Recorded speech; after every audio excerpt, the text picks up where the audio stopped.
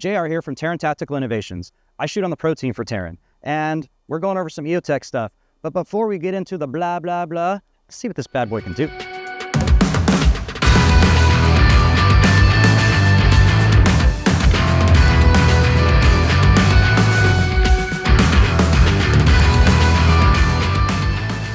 First up, magnifier. Magnifier and HWS. Whether you're running the single dot or the donut of death, a magnifier comes in handy a lot. Super easy to flip back and forth. Does it add really that much weight? No, it's fine. Don't be worried about the weight. It's over the center of the rifle, so it actually makes things easier to move around, okay? So for all your close stuff, bap, bap, bap, bap, bap, your magnifier's off to the side. As soon as you come up to a distance target or something, I mean, for my purposes, I'm usually resting my rifle on a barrier. You know, I get really nice and tight for those far shots. Just flip it right over, engage, and then in most cases, I'm running off to more close stuff. Boom, I can flip it right back. That's why you need a magnifier on here. It makes it so much easier to acquire the targets at distance, especially with someone who has an astigmatism. It's hard to see stuff past 100 yards. That's where this bad boy comes in for me.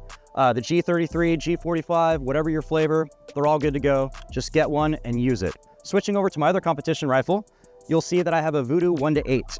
It is a second focal plane, and the reticle gets daylight bright. I do not lose it in the Arizona sun, which is huge for me. Super fast, I can hit all the close stuff and just rage through it.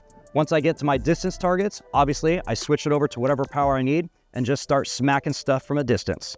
So I already told you about why these meet my needs professionally. What about you, the casual shooter? I started there too. And guess what? I started with very similar setups. Single dot, magnifier, super fast, and you have options. If you may find yourself never needing magnification. Maybe you have better eyes than I do. The single dot and see if it works. You can even take this off very easily.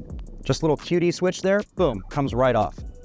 Variable optic, 1:8, 1:10, that's my flavor. It's probably gonna be yours too. You're not sacrificing any weight between the two. One's first focal plane, one is second focal plane. We can talk about all that nerd stuff later, but just know that you have options. Super bright reticle, you can turn it on, you can turn it off, go from 1 to 8, 1 to 10, everything in between, whatever makes you happy.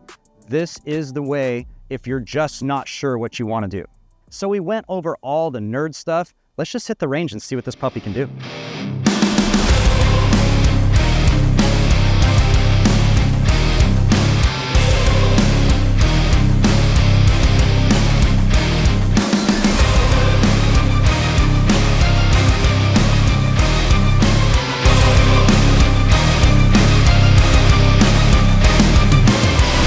As you can see, no big, huge advantage between the hybrid setup and a variable power optic. It's just whatever makes most sense for you. That being said, if you want more nerd information, comment below. We'll see what we can do to throw it your way. Until then, we'll see you at the range.